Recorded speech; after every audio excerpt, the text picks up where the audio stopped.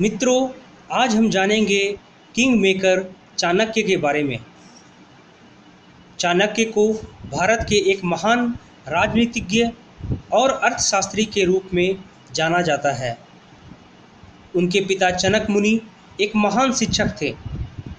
कहा जाता है कि चाणक्य का जन्म तक्षशिला, भारत में 350 ईसा पूर्व के आसपास हुआ था। उनकी मृत्यु का अनुमानित वर्ष 283 ईसा पूर्व बताया गया है। चाणक्य को अन्य नामों से भी जाना जाता है। चाणक्य को विष्णुगुप्त, मल्लनाग, अंगल, द्रमिल और कौटिल्य भी कहा जाता है। कहा जाता है कि पूत के पांव पालने में ही दिख जाते हैं।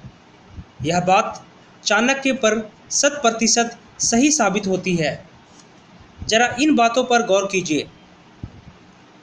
जन्म के समय से ही चाणक्य के मुंह में पूरे दांत थे। यह राजा या सम्राट बनने की निशानी थी। लेकिन चूंकि उनका जन्म ब्राह्मण परिवार में हुआ था, इसलिए यह बात सच नहीं हो सकती थी। इसलिए उनके दांत उखाड़ दिए गए और यह भविष्यवाणी की गई कि वे किसी और व्यक्ति को राजा बनवाएंगे और उसके माध्यम से शासन करेंगे। चाणक्य में जन्मजात नेतृत्वकर्ता के गुण मौजूद थे।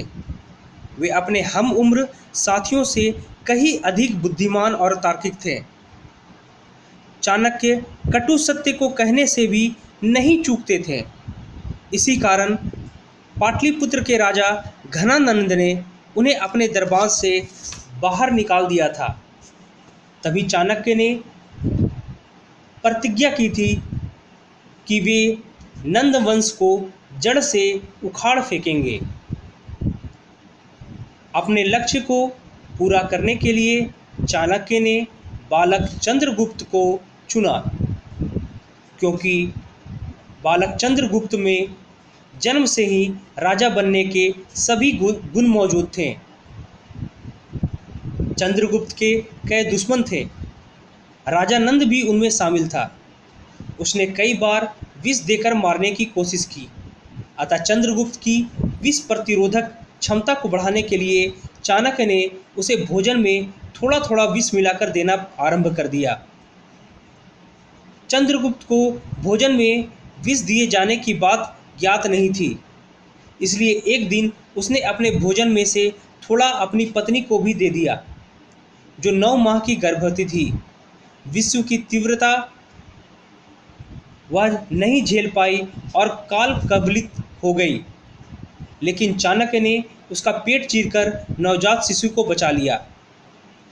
वह शिशु बड़ा होकर एक योग्य सम्राट बिंदुसार बना।